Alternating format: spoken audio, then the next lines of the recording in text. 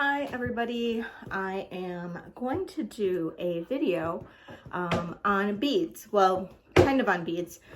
Your voices were heard loud and clear about wanting to learn a little bit more about beads, and I just got a treasure necklace in, and some of you saw it in my one video, so this would be a good opportunity to talk a little bit more about beads and some of the differences in some of the Venetian beads and Murano beads, and talk a little bit about trade beads. And let me show you the necklace to start. So this is the necklace, and we will go and look at it a little bit closer in my jewelry room. But this is the necklace, and this is what's called a treasure necklace. Treasure necklaces are something that were very popular in the Southwest, mostly made by or started by like Native American culture, and they represented long life and prosperity. And most of the time they were made from either coral beads, or some of the time they were made by like the little seed beads like this one is. And then all of these different beads would represent different things. And so we'll talk a little bit about the beads that are in this particular necklace. Now this is a modern version of a treasure necklace, or at least a more modern version. But there are some vintage beads on here, as well as the semi-precious stones and sterling silver and all of that. And so we'll talk about some of these beads and what they represent, and also talk a little bit about their origins or their origin stories. And that'll be a little bit about some of the beads that some people were kind of wanting to know what the differences were. So that will be at least a good start, and talk a little bit more about beads. Now my background actually is in beads. I started off on eBay 20-ish years ago. Well, I didn't start on eBay with beads, but about 20-ish years ago, I was a bead seller on eBay.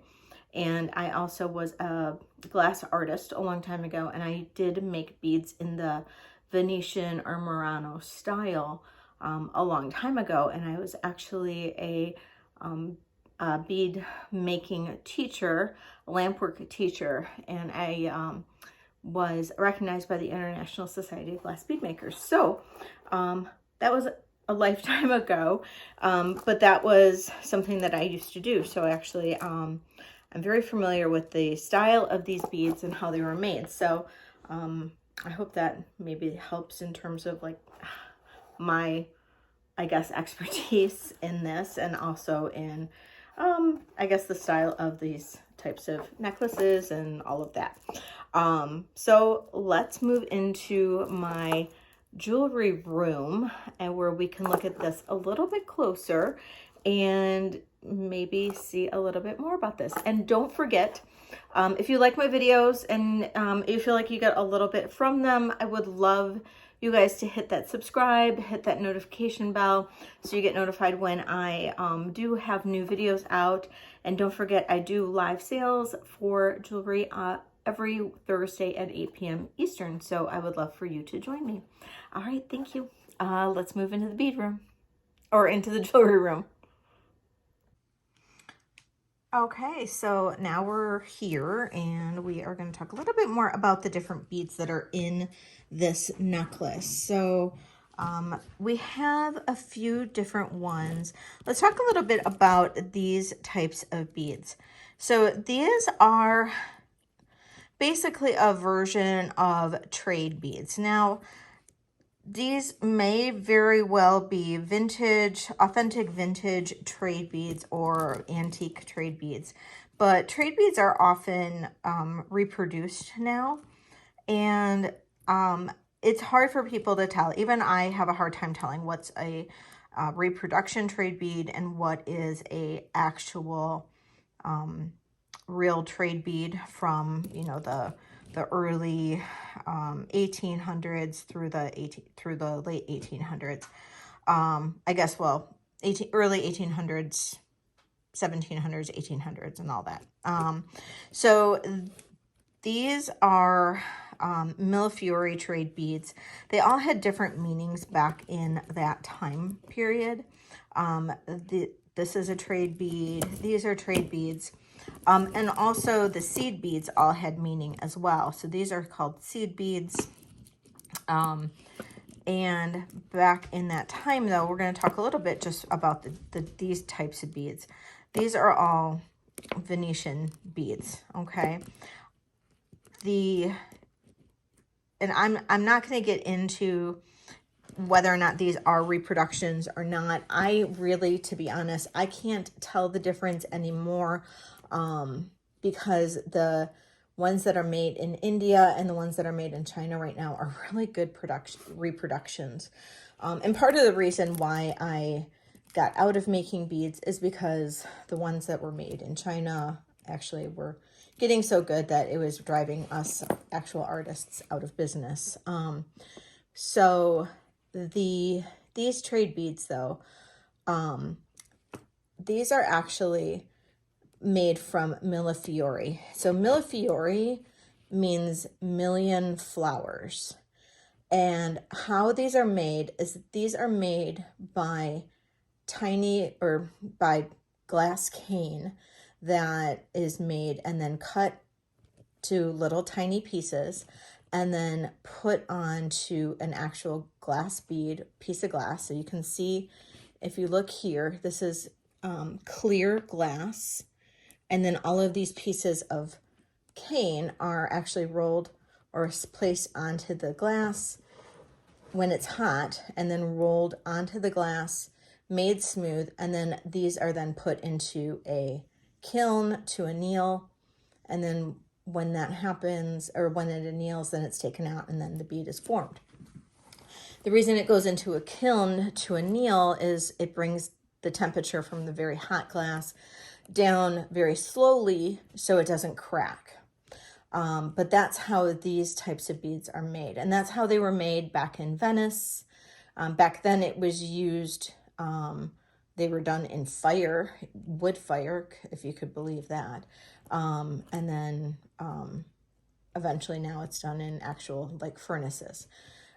Also, these are done with glass cane. So basically, if you imagine, these are done with little snippets. If you just pull the cane out, cut it, and just lay it onto the glass bead itself, that's done. That's how this is done. So all of these are done in a similar fashion, whether it's done with the little snippets of glass or actually like cane wound around a clear piece of glass, or in some cases it could be a white piece of glass or a different color, or however. And those are just dots on the glass. They're all made in a similar fashion. So how it is a Venetian or Murano glass, true Venetian or Murano glass beads are actually made in Venice or Italy. You can use Murano cane or Murano glass nowadays in the United States or in another country, of course, to make beads in the Venetian or Murano style. But it is not technically Murano glass. Murano beads are usually certified, or you would get them from, there's different places online to get contemporary Murano beads. So it is very, very difficult to find true Murano glass beads that are actually Murano glass or Venetian glass. But people these days now will see glass beads in this style, which is called soft glass or Murano glass or Venetian, this kind of this type of glass, and just use the term interchangeably. But a true Venetian glass made in Italy, those are harder to find, and to get them a certified Venetian glass bead, those can be very expensive. So if somebody is saying this is a Venetian glass bead made in Italy, then you would want to have it certified, or you would want to find out how they know that, or what the documentation is saying that. Okay. These beads, in order to know whether or not these are truly vintage, a lot of times you would want to look at the bead hole, like the hole of the bead. Like, so if you pull this apart and you look at the very center of the bead, and you can see the hole, and whether or not it has anything in the center. So if there's any remnants of powder, or if there's any remnants of any type of what's called bead release, that is usually indicative of a modern bead, especially one from Indonesia or India or China. Though they tend to leave the bead release in the bead. They don't clean them out. So these beads, when I look at them in through a loop, I do not see bead release. Now, I can't get in through all of them, but I do not see bead release in the beads that I can see in these.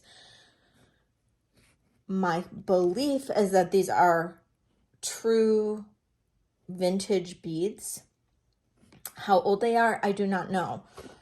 But I do believe these are vintage. Now, I cannot say with 100% certainty, but my belief is that these are true vintage beads, and that they are potentially from, Murano glass. But I cannot, of course, say that with 100% certainty, because this I got at an estate sale. There was no documentation with this. Okay, but when you look at these holes, and you do not see any bead release in here, any powder, that usually is indicative that it is not from China or India or a reproduction. But not always. Okay, I'm not going to say that with 100% guarantee, because you might have a better quality one or something. Now for this particular necklace, there's also beads that, so that's all of these matte color beads. These are all considered trade beads. Okay, now there are some beads here that are little floral beads. These are also considered, these are what you would call Murano glass beads. These are encased floral beads. These are also indicative of something that is done in Italy or in Murano. Normally, see how tiny the little hole is? Okay.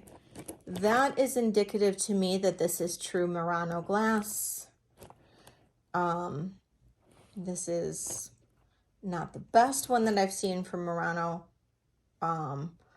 but usually the ones from China have much bigger holes that I see. So, and they're usually a little rough around the edges of the hole, but that no bead release, tiny hole, makes me feel like that could be a true Murano glass bead. And that is my feeling. I could, again, I could be incorrect with that, but I'm just saying that is my feeling on these particular beads. Now, I have made these beads myself. It could also be an American made bead. I don't know.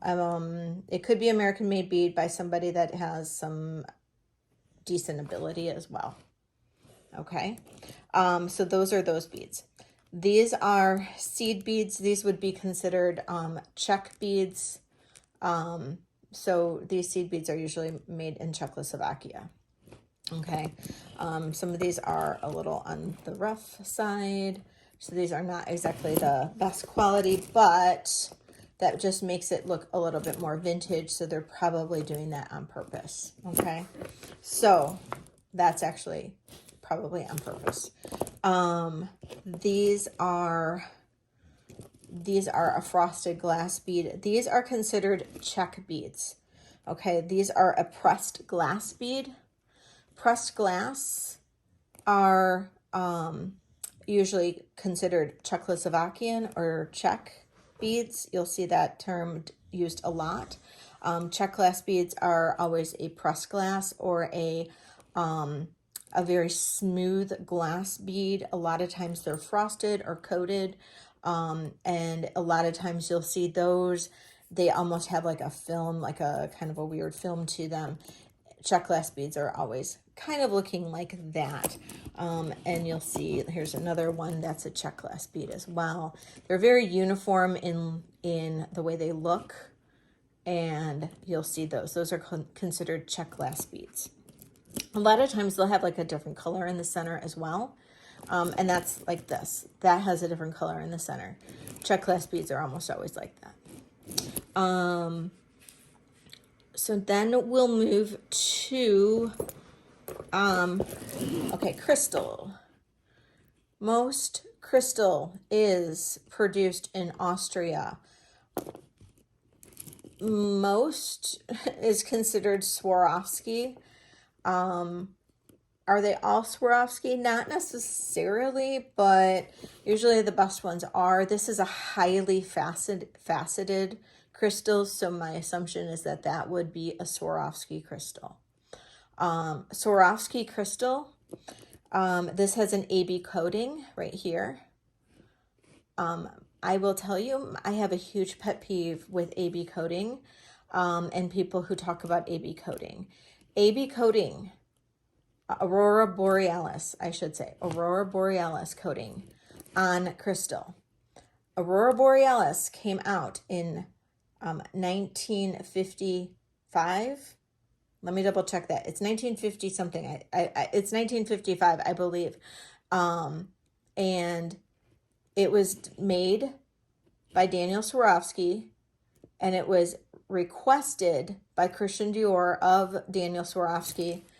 And I see it misrepresented so much out in the vintage jewelry world, where I see people saying, "Oh, I've got this brooch with AB rhinestone brooch from 1945 or 1935,"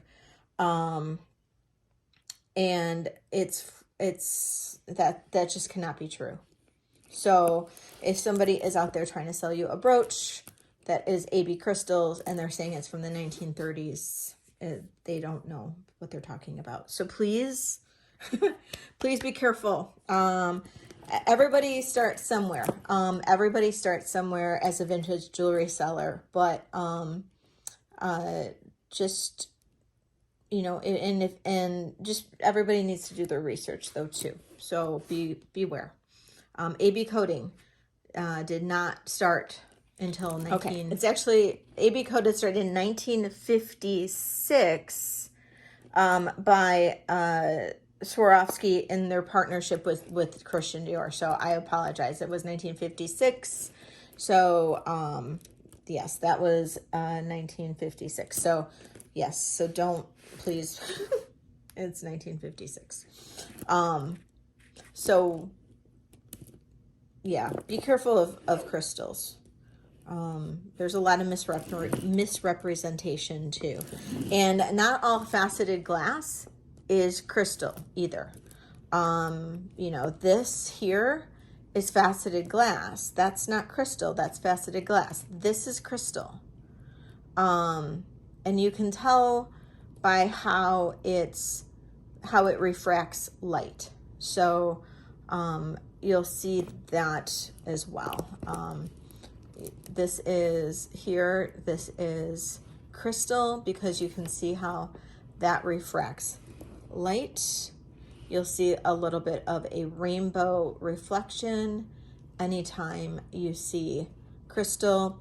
And then if it's AB coated, then you'll see that as well.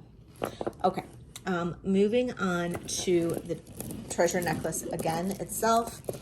So treasure necklaces, again, treasure necklaces do represent prosperity, long life, prosperity. They were started in the American Southwest, and all the beads have different meanings usually. This one is a little bit of a mishmash, and what I mean by that is, you know, there are certain beads on here, like for example, there's elephants. This is a jade elephant. I don't think there were elephants in the Southwest, but whoever put this treasure necklace together, you know, it still is a representation. So an elephant with its trunk up represents good fortune, prosperity, long life. So that is actually a great little totem to have on this. There is, what else is in here? Oh, there's little rose quartz beads. Rose quartz represents love and finding like romance and love and all of that. There is there's a rabbit totem in here somewhere. There's a rabbit totem. I know I saw it. Oh, here it is. There's a rabbit totem. So this rabbit totem represents fertility and family and you know, having you know, success within your family. So that is your rabbit totem. So all of the different gemstones in here will have different significance in everything. There's also really beautiful carved beads in here. This is a carved turquoise bead. There is carved carnelian in here as well. There's also amethyst right here. All of these beads were tested. There's also, you know, sterling silver. This is a sterling silver buffalo nickel. This is kind of a cool piece. It's like copper, I think, with a little dragonfly or flower right there. So that one's a cool piece. I mean, honestly, I keep looking at this and I find new things. This is a really pretty little flower that is out of sterling silver. There is a little moon and star sterling little charm that's on there. I love the little bee. I think this one's the bee, right? Yeah. This is a bee. And then this bee actually has a little, it says 925 on here, and then it's got the little maker on it as well. So that's kind of a cool piece. There's a parrot. There's another bug or butterfly or something. There's just so many cool pieces on here. And then, you know, it's 4 strands, and then every now and then the 4 strands will go into a series of beads that are all put together. So this is really an interesting piece, and it's definitely a piece that, you know, people would probably stop and comment on or something. I am considering putting this on eBay, or I am going to offer this, I did have this in my live for 200. I will probably, I'm probably going to wait for a couple days before I list this on eBay. If anybody is interested in this piece for 200, please let me know in the next day or two. And otherwise, it will go on eBay, and it will be probably live on eBay probably on Tuesday this next week. So what day is today? Today is the 18th. So Tuesday would be the 20th of June. So it'll go live Tuesday the 20th of June on eBay, unless somebody, one of my viewers here is interested in this for 200. So just message me. Another thing that I was going to say, and let me flip the camera. Okay, hopefully my glasses aren't reflecting too much. So another thing that I was going to mention is that I am considering doing lives for vintage handbags or vintage bags and accessories. So if anybody thinks that they might be interested in having me do some lives or some bag sales or purse sales, let me know. I have so many, and I just think that it might be kind of fun to do that, and maybe do some, like, even some thrift with me's or whatever with those. So let me know if you'd be interested. I have a ton. I do live bag sales on Poshmark right now. At least I started to do those, and I might start doing them here if there's interest. So let me know if anybody would be interested in me doing those. I would probably either do the live or do a video drop on those on Mondays. So if anybody's interested, please let me know. All right, thanks you guys. And don't forget, subscribe.